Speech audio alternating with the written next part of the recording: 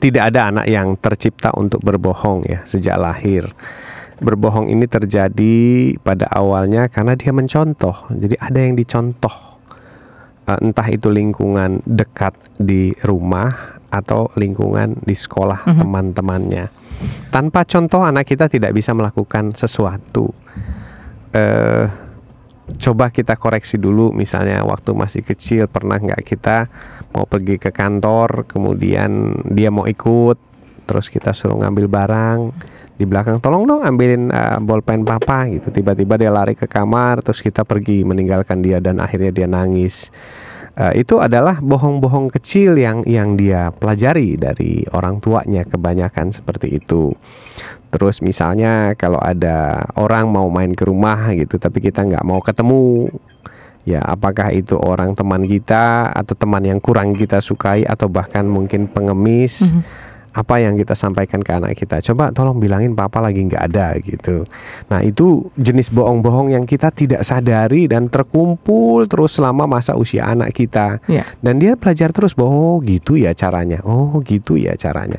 Sampai satu ketika dia melihat teman-temannya juga sama melakukan bohong. Jadi lengkaplah sudah contoh-contoh bohong.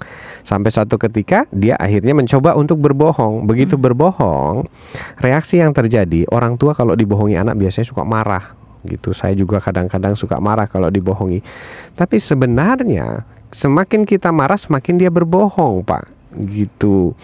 Jadi yang pertama adalah kalau anak kita mulai berbohong, di buku saya ada Pak, bukunya judulnya Ayah Edi Menjawab, warnanya hijau. Kalau anak kita berbohong itu sebaiknya kita tidak marah. Dan kenapa? Tanya, ngobrol, terus kita bahas apa ruginya berbohong, siapa yang dirugikan. Habis begitu kita minta komitmennya apa, kalau melakukan lagi apa.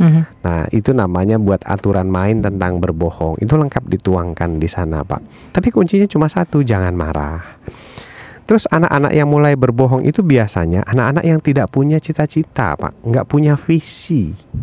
Ya jadi hidupnya itu ngelamun, kemudian ngikutin arus dan sebagainya. Jadi mulailah dia berbuat yang enggak-enggak. Nah, yang enggak-enggak ini kan takut dimarahi orang tua, akhirnya berbohong. Makanya biasanya kalau ada orang tua yang anaknya mengeluh berbohong, pendekatan saya mulai belajar mengajarkan orang tuanya membuat visi keluarga dulu. Setelah visi keluarga, membantu anaknya membuat visi. Kamu pengen jadi apa sih, Nak? Jadi sekolah itu bukan visi, Pak. Sekolah itu alat mencapai visi. Jadi kalau memang alat mencapai visi itu memerlukan sekolah, ya sekolah. Kalau misalnya nggak perlu, ya nggak usah sekolah. Gitu ya. Banyak kok anak-anak yang saya bimbing itu nggak ikut sekolah formal tapi jadi bintang gitu.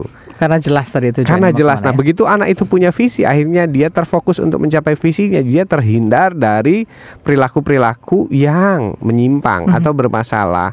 Nah karena dia tidak merasa bersalah, akhirnya ya nggak pernah berbohong. Orang berbohong itu karena tekanan merasa bersalah dan dipersalahkan.